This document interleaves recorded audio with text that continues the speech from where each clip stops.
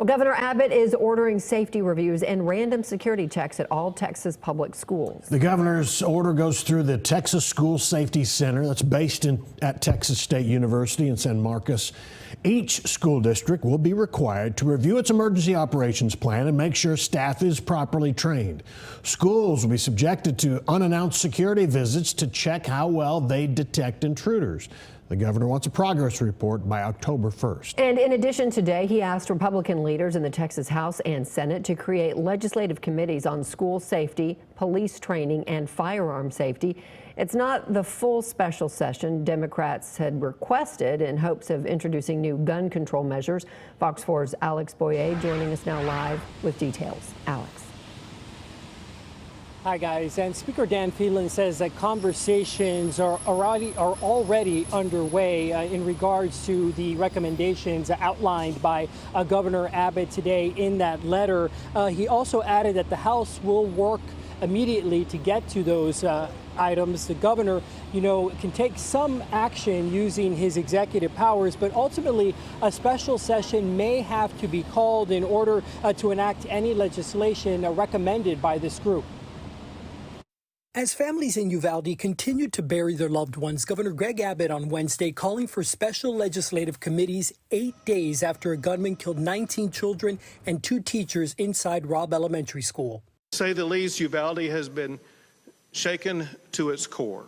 The Republican-led committees will be charged with examining and developing legislative recommendations on school safety, mental health, social media, police training, firearm safety, and more, according to the governor's letter.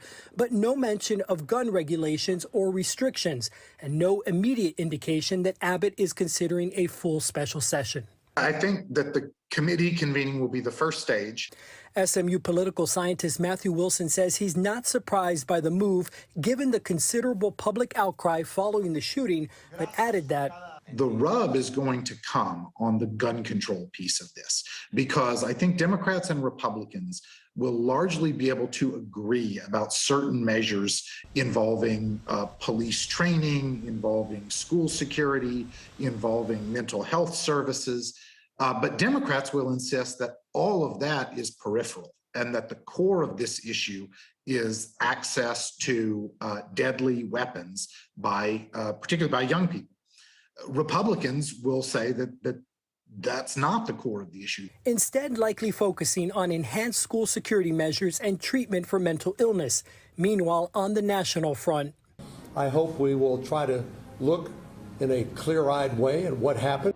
Senator John Cornyn is leading a bipartisan effort. Unlike in the Republican-controlled state legislature, Democrats in the U.S. Senate would need just 10 of their Republican colleagues to join them in passing gun reform. One thing I hope does not happen is that the various parties sort of fall back into their typical talking points.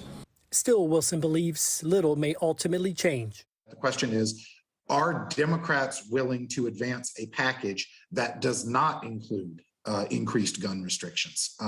And I suspect that the answer to that may be no. And to that point, Democratic gubernatorial challenger Beto O'Rourke this afternoon, who you may recall interrupted Abbott's press conference last week, is holding a gun control rally in Dallas this afternoon.